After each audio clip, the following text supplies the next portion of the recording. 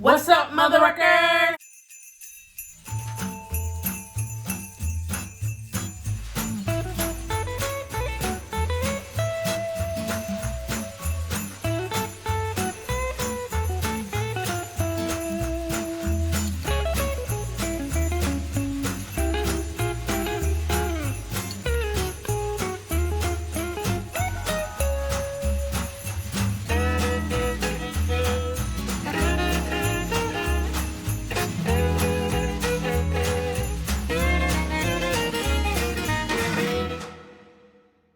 What is up, you guys? We are back with another video. Can you believe it? I know, it's officially December.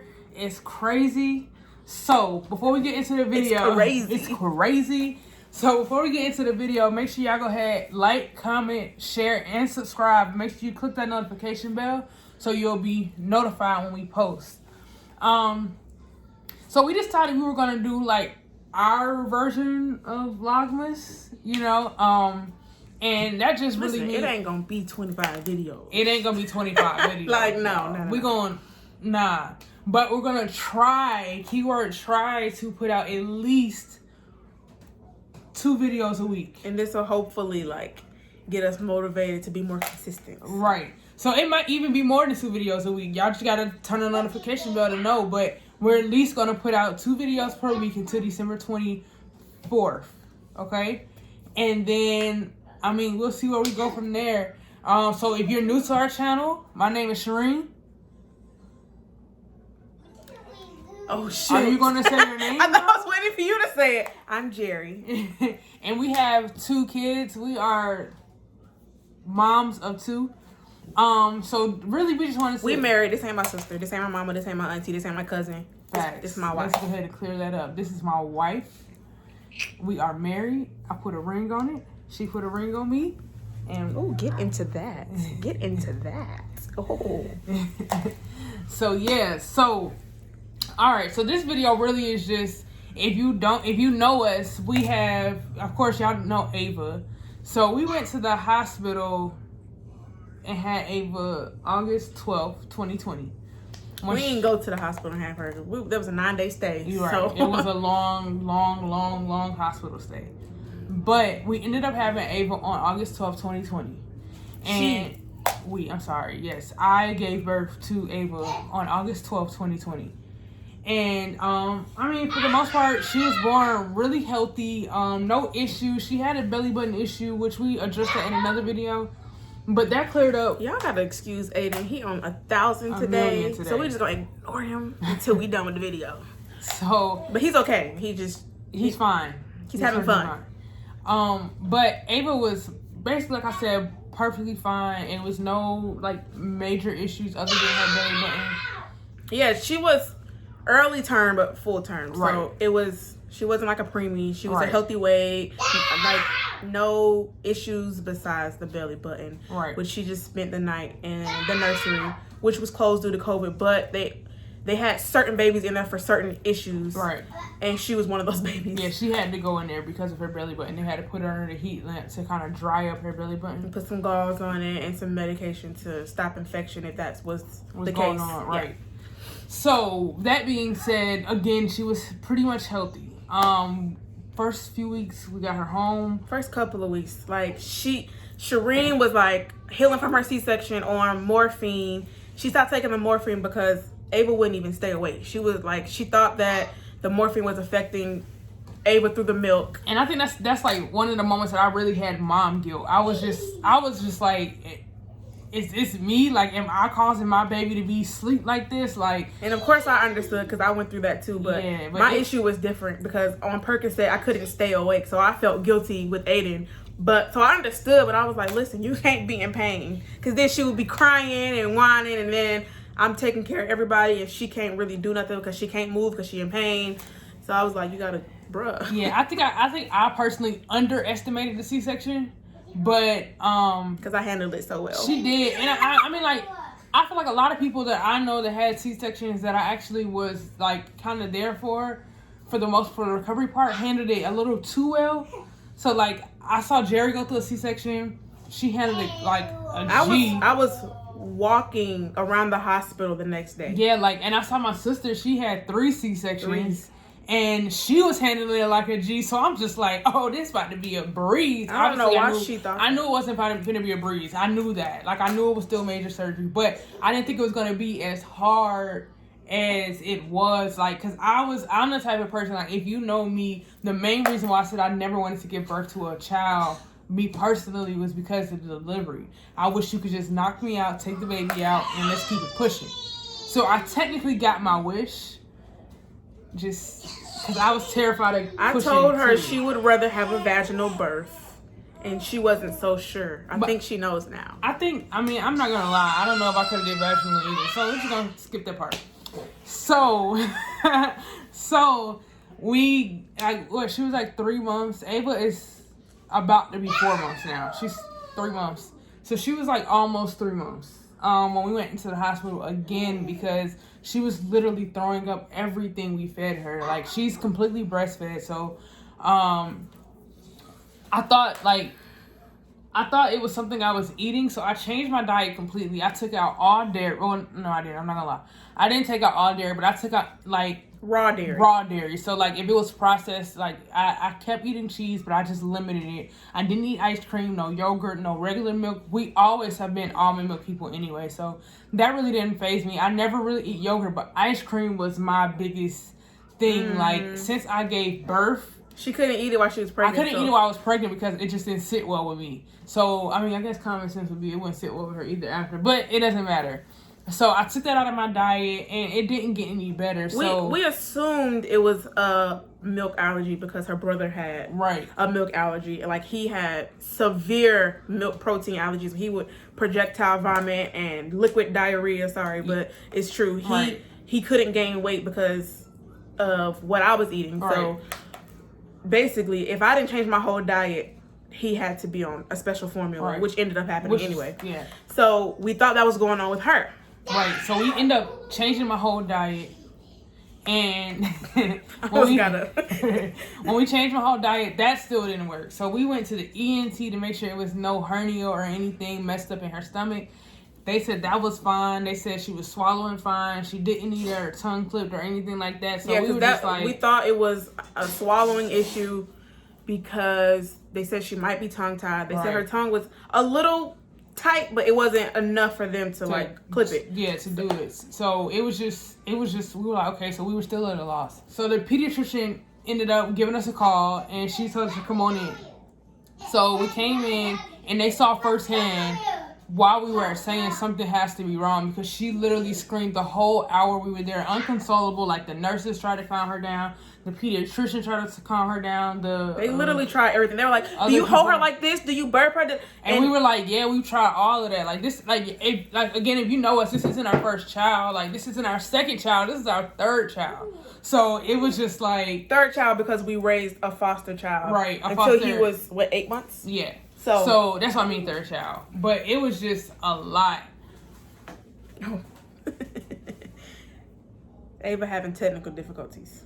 But what was I getting to? So basically, they saw what we were saying firsthand. So they were like, okay, well, we're going to go ahead and send you in for an ultrasound. And during the appointment, she had thrown up maybe 5. Like, she soaked. You know how they put the little paper on the table? She soaked the whole thing. Right. And they were like, did she just eat? We were like, she ain't ate in 3 hours. So they were like, oh, that's concerning. Right. So that's when the pediatrician was like, I'm at a loss. There has to be something internally going on that I can't see. Right. So she sent us to go to get ultrasound. Because she assumed that there was, I can't remember what it's called, but she said she was showing symptoms of having like a hole in her intestines. Yeah, I don't remember what it was called either, but it was something like that. So we started doing research, and it was like the only way you can get it fixed is the surgery. Okay, Google is the death, like, of anybody. If you're sick, it gives you the worst case scenario. So super BS. We of course Googled it, and anyway, we just went ahead and we ended up going to get the ultrasound. And when we got the ultrasound, they said that we couldn't get the results. Mind you, we're at the hospital. We're not at a clinic. Right. We're at the hospital getting the ultrasound, and the hospital said that the lady, the technician was like, I'm going to go give your results to the doctor so he can review them, and then the doctor that reviews them is going to send them to your pediatrician, and then your pediatrician will get back to you. And I was like, y'all can just mind you, give me the results. Shireen was the only person that can go in. So me and Aiden were in the car, and from the time they got out of the car, Ava started crying. Right. From that moment. The appointment was at 4:00. Okay. So she cried through the ultrasound. She stopped crying through the ultrasound for about like 30 minutes. After that, it was go time again. Like, people really thought like, what's wrong with her? So the technician was like, we can't give you the results. You have to wait to go to your pediatrician. And I was like, okay. So I was like, babe, like, she hasn't stopped crying. So we ended up just going. Sorry, I'm not laughing at Ava. So we ended up just going to the emergency room, and that was just the worst, trying to get and maneuver from the ultrasound place to the emergency room. It was in the same hospital, but it was just on two different sides of the hospital. And the whole time they're walking through the hospital, she's screaming. And everybody's like, is everything okay? Yeah, like, they were like, is she okay? What do you need? What do you need? I'm like, number one, back up COVID. Mm-hmm. Number two, just get me to the emergency room. Like, that's all I really needed. So we went to the emergency room. We got back in the back because Jerry's still in the car with Aiden, because this is literally supposed to be like a 30-minute ultrasound and we're back home. So Jerry was still in the car with Aiden, and we went into the emergency room. They got us to the back within like 20 minutes. Because she was screaming so loud. She was screaming so loud, y'all. Like, it sounded like she was in a lot of pain. So they got us to the back. She still was unconsolable crying. Her heart rate had jumped to like the mid 200s. Like, it's hard for her to breathe when she's crying like that. Right, so she was holding her breath. She was crying. It was just... I'm on the phone the whole time. It was a lot. And I can't do nothing about nothing because I'm stuck in the car. So it was just... It was honestly a lot for me personally, because I personally have never dealt with... I've never dealt with a child on my own, per se. Like I've always had Jerry there. Jerry has dealt with sick children or just children personally, because I go to work during the day. So this is my first time, like, just me, like, having to deal with everything. Yeah, if y'all don't know, our foster baby was medically fragile. Right. So she still had, like, it's either we did it together or Jerry just handled it. Yeah.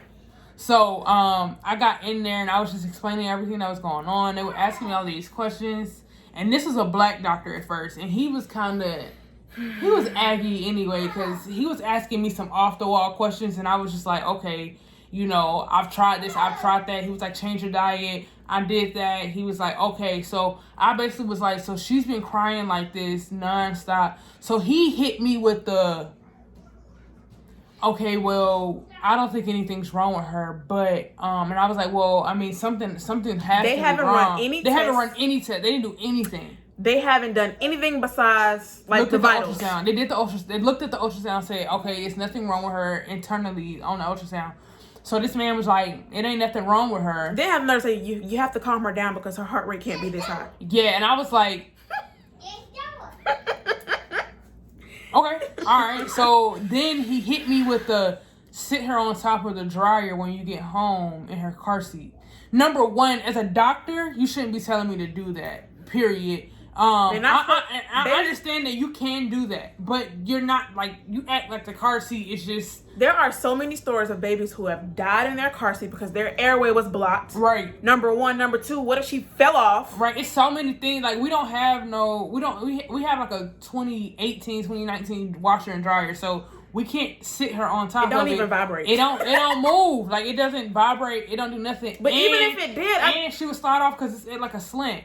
So I was just like... No. And then he was like, well, if you really want us to, you know, get down to the bottom of it, we can run every test. We could do blood tests, but, you know, I don't want... Did he talking about a spinal tap? Yeah. He said we can do a lumbar puncture. I think that's what it was. Which basically, you go into her spine. And I was just looking at him like... That's the only thing you could think of? Like... That's what you... I feel like it was a scare tactic. Like, if you... It really was. If you want me to test her, that's what I'm going to do. And right. If you don't want that done, then leave. Right. So that kind of pissed me off. And then another doctor came in. She was, like, Asian. And... this is when it went really downhill. She looked Mind you, I'm on the phone. She looked at me and was like she heard her crying.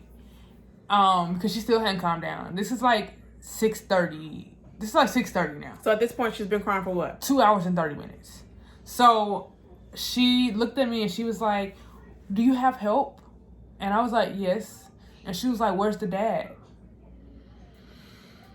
I love those questions. I was like, there is no dad. I said, there's myself, my wife, my daughter, and my son.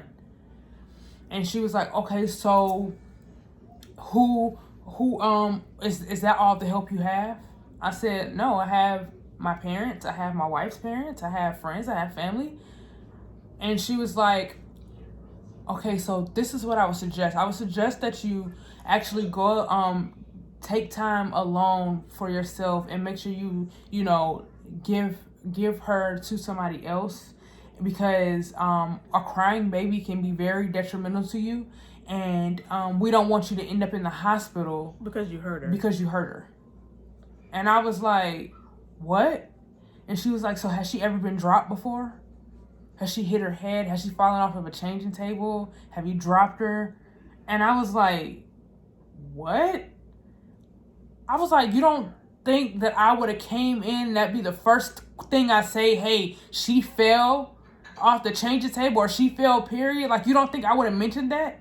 And she was like, well, I'm just saying, like, that's the only thing I can think of. And if she hasn't fallen, then I have no idea why she's crying like this. They have run no tests at and this I'm looking point. at her like, that's why I'm here, because I don't know why she's crying like that. And she was like, okay, well, let's just give it let's give it about 30 more minutes. We're going to cut the lights down and see if she calms down. They gave her sugar water and turned the lights down. So I looked at her and I said, you don't have to cut the light down. I said, we're not waiting 30 more minutes. I said, we're leaving. Because I don't know why you would even assume that I dropped my child or that I will hurt my child. I said, that's just unacceptable. Like, would you have said this to somebody else? So Jerry's on the phone and I'm like, babe, I'm about to go. Like, she done pissed me off. Like, I'm ready to go. And if you know me, I'm on the phone like, let's go before I come in there. And so we didn't wait on the discharge paper. We just walked out the hospital and left, because I was really hurt. Like, I came in here for help and y'all accusing me of abusing her. Abusing my child. Now, don't get me wrong. We know that there are abuse cases. We're not dumb. We're foster parents. Hello. But I just, like, for you to accuse me of that, I was just like, you have no signs of me hurting my child. Like, I don't know. Like, that really, like, I was like furious, mad. I was like about to cry, like, y'all. So not only are we stressed out because we don't know what's going on with her, we haven't slept in weeks. Yeah, it was like 2 weeks. Like, this happened for a good 2 week time span where it was just like that. She would cry like 18 hours out of the day. And then we couldn't put her in the car because she was crying. Like, it was a lot. It was a lot. So we went through that. But then fast forward, maybe we went through that. So we went through that for about 2.5 weeks. And then after that, we got her on a Prilosec, and we got her on it consistently. Right. Because Prilosec is only supposed to be administered at a certain age, and she was still too young for it, so we were skeptical about giving it to her. But the pediatrician was like, you know what, we're going to have to go ahead and give it to her, because if it's this bad and she clearly isn't tolerating it, go ahead and give it to her. So we ended up giving it to her for a consistent 7 days. And in those 7 days, y'all, it was like a drastic difference. She changed. She slept through the nights on the 7th night. Yes. And since then, she has been sleeping through the night. She only really cries when she really wants your attention, or she's hungry or sleepy. Other than that, we're good. She still doesn't really like the car so much. She still is kind of like... Look at your boy. She still doesn't really like the car. Yo, come on, bro. All right. She still doesn't really like the car. So we're still working on that part. But overall, But at least now we don't have to get in the car as much, and when we get in the car, we're not going far. Right. So it's just she's really chill again. Thank God. Let me tell y'all, she fooled us the first 2 weeks, and then the next 2-3 weeks, oh my. She fooled us for the first 2 weeks. We used to just sit and cry. And then it was like kind of rough. And then we hit that like 2.5-3 week stretch, and it was like, oh, we're done. Ain't no more kids. And then we hit this patch where we're in now, and we were like, maybe one more. We'll talk about that in another video. So, stay tuned. Yes, stay tuned so we can talk about that, because that's definitely going to be brought up within this whole 20-something days or whatever. We'll discuss that and how we feel about that. Long story short, thanks. When you are young, when you are of color, when you are in the LGBT community, that's a triple negative when it comes to doctors handling business, being professional, medical appointments, and people always make it seem like we have like bad attitudes or we're aggressive. Right. But if you don't assert yourself, then you won't get anywhere. No. And that's especially period. For people like us. That's period. Like, people lack respect for us because there's no man involved. Hi. Yeah, people lack respect for us because there's no man involved, and it's kind of like, I don't know, it's really disrespectful. Yeah, you got my shoes on.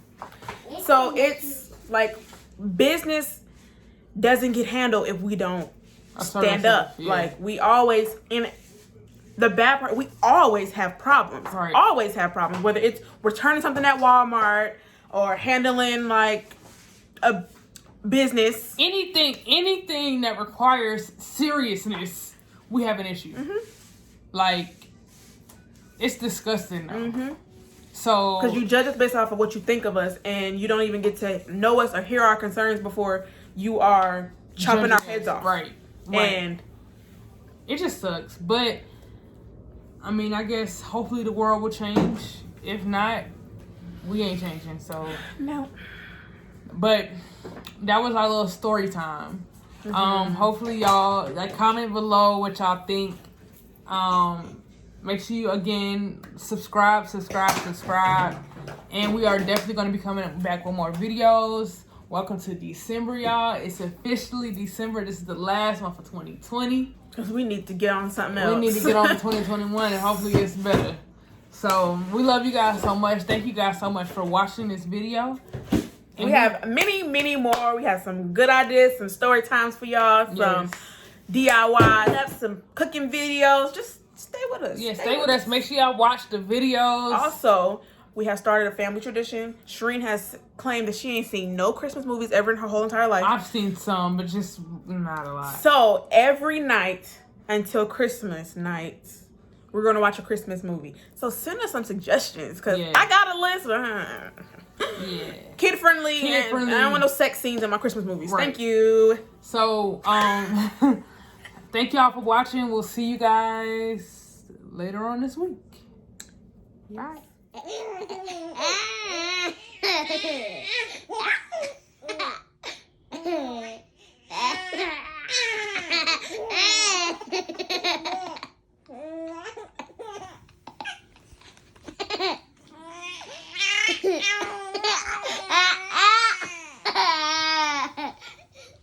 What? She's talking to you. She's talking to you. Eating you. That's just milk. Look. Eating. That's milk.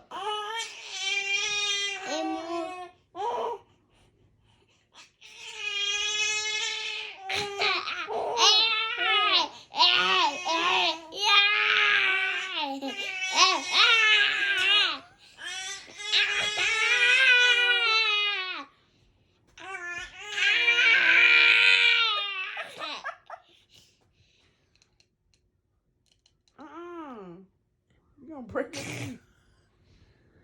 teeth.